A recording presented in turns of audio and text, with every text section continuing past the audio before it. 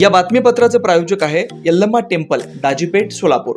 सालाबादप्रमाणे यंदाही मंदिराच्या वतीने वटपौर्णिमा कार्यक्रम व श्री यल्लम्मा देवी व जमदग्नी ऋषी कल्याणोत्सव शुक्रवार 21 जून रोजी दुपारी 12:23 अभिजित मुहूर्तावर अक्षता सोहळा होणार आहे। तसेच विविध धार्मिक कार्यक्रमही होणार आहेत। या प्रसंगी महाप्रसादाचं आयोजन करण्यात आलंय।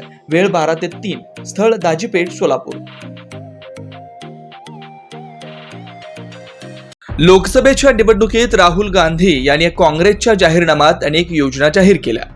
त्यात विशेष म्हणजे गरीब महिलांसाठी महालक्ष्मी योजना अंमलात आणणार असल्याचं जाहीर करून देशातील गोरगरीब महिलांना आशेचा किरण दाखवला। दरवर्षी 1 लाख रुपये या गरीब महिलांच्या खात्यात जमा होईल असं आश्वासन दिलं।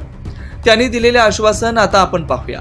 अगली हिंदुस्तान की सरकार, इंडिया गठबंधन की सरकार, पहली बार दुनिया में पहली सरकार होगी जो इन महिलाओं को, ये जो घर में काम करती हैं, 8 घंटे जो भविष्य की देखभाल करती हैं, उसके लिए पैसा देने जा रही है। अभी ताली बजाई है, जब मैं बताऊंगा कितना पैसा फिर देखना ताली कैसे बजती है। तो महिलाओं के लिए 3 काम होंगे। सबसे पहला काम, जिसको हम महालक्ष्मी योजना कहते हैं, इसमें हमने लक्ष्मी नाम इसलिए लिखा है क्योंकि हम सीधा बैंक अकाउंट में पैसा डालने जा रहे हैं। या आश्वासनावर भोळी भाबडी जनता फुलून गेली आणि आपलं बहुमोल मत काँग्रेसच्या वाट्याला टाकलं। त्यांना वाटलं काँग्रेसचं सरकार येईल, पण इथं तर घडलं वेगळंच। या ठिकाणी पंतप्रधान नरेंद्र मोदी यांनी पुन्हा एकदा 3री टर्म मध्ये पंतप्रधान पदाची शपथ घेतली आणि काँग्रेसनं दिलेल्या आश्वासनावर विरझण पडलं। मैं नरेंद्र दामोदर दास मोदी ईश्वर की शपथ लेता हूं कि मैं विधि द्वारा स्थापित भारत के संविधान के प्रति सच्ची श्रद्धा और निष्ठा रखूंगा। झालं, आता काँग्रेसचं सरकार आपल्या गरीब भोळी भाबडी महिलांना प्रति महिना 8,250 रुपये ठकाठक बँकेच्या अकाउंटमध्ये कसे टाकेल? राहुल गांधी यांनी एकतर जुलैपासून प्रत्येक महिन्याच्या 1 तारखेला 1 जुलै, 1 ऑगस्ट, 1 सप्टेंबर अशा तारखा सांगून तुमच्या बँक अकाउंटमध्ये 8,250 रुपये मिळतीलच असं जाहीर घोषणा केली। भरसभेत सुष्मिता साहू या महिलेचं नाव घेऊन त्या महिलेला पुढच्या महिन्यापासून तुमच्या खात्यात टकाटक 8,250 रुपये येतील। तसेच या ठिकाणच्या महिलांच्या खात्यात येईल असं सांगितलं। हिंदुस्तान के सब गरीब परिवारों की लिस्ट बनेगी, सारे के सारे गरीब परिवारों की लिस्ट बनेगी। कोई भी जात हो, किसान का परिवार हो, मजदूर का हो, छोटे व्यापारी का हो, जो भी है, अगर वो गरीबी रेखा से नीचे है, करोड़ों परिवार की लिस्ट बनेगी। हर परिवार में से एक महिला का नाम चुना जाएगा। आपका नाम क्या है मैडम? आपका नाम क्या है? हाँ, गुलाबी साड़ी वाली रूपा मिश्रा जी। रूपा मिश्रा जी जैसे करोड़ों महिलाओं के नाम लिखे जाएंगे और फिर साल के 1 लाख रुपया हर बैंक अकाउंट में जाएगा।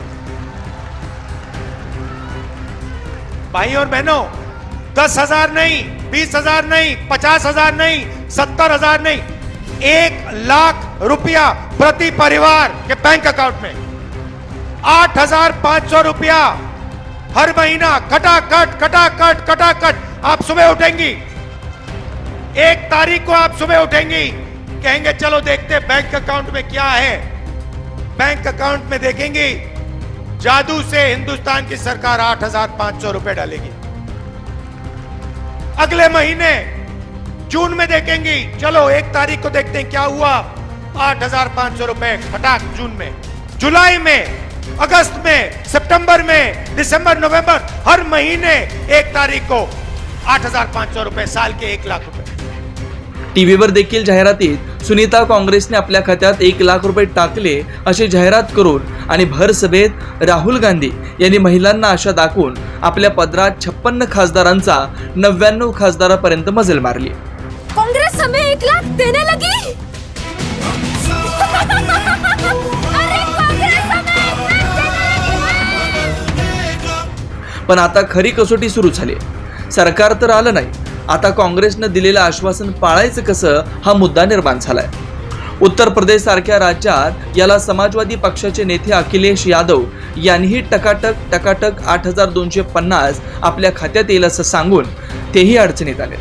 आता लोकसभा निवडणुका संपल्या, पण पुढील निवडणुकीत हा मुद्दा नक्कीच गाजणार आहे. सध्या प्रत्येक काँग्रेसच्या कार्यालयासमोर आता अशा पद्धतीने रांगा दिसत आहेत. बेंगलोर सारख्या कर्नाटक राज्यात काँग्रेसच्या असलेल्या राज्यानं दिलेलं आश्वासन पाळेल या आशेवर अनेक ठिकाणी बुरखाधारी महिला या रांगेत उभारलेल्या दिसतात. काँग्रेसने दिलेलं आश्वासन आता पूर्ण कसा कराल हा महत्त्वाचा प्रश्न आहे. काँग्रेसकडून नव्याने निवडून आलेल्या खासदारांना आणि पक्षाच्या कार्यालयावर महिला गॅरंटी कार्ड घेऊन 1 लाख रुपये देण्याची मागणी करतात. या घोषणेचा आता काँग्रेस पक्षाला चपराक बसण्याची शक्यता आहे. येणाऱ्या 3-4 महिन्यानंतर महाराष्ट्रात विधानसभेची निवडणूक होणार आहे. या निवडणुकीत राहुल गांधी यांनी दिलेलं आश्वासन न पाळल्यामुळं पुन्हा एकदा मतदार आपली दिशा बदलण्याची शक्यता नाकारता येत नाही. राहुल गांधी यांनी दिलेल्या वचननाम्यात प्रत्येक महिलांना 8,250 रुपये महिन्याला टाकण्याची जी नाणी शक्कल लढवली, आता पुढे काय असा प्रश्न निर्माण झालाय. महाराष्ट्रात काँग्रेसचे यापूर्वी एकच खासदार होता. आता काँग्रेसने दिलेल्या या आश्वासनामुळं आदिवासी, मराठवाडा, विदर्भासह मुस्लिम दलितांमध्ये आशा निर्माण झाली होती. या आशेवर भुलून महिलांनी काँग्रेसला मत टाकलं. महाराष्ट्रात एकाचे 13 झाले. आता मात्र काँग्रेस बॅकफूटवर आली. 1 जुलैला पक्षाकडून 8,250 रुपये खात्यात जमा झाले नाहीत तर नागरिकांचा रोष स्थानिक खासदारांना नक्की बसेल आणि स्थानिक पदाधिकारी याला घटनेनं वैतागल्याशिवाय राहणार नाहीत एवढं मात्र निश्चित.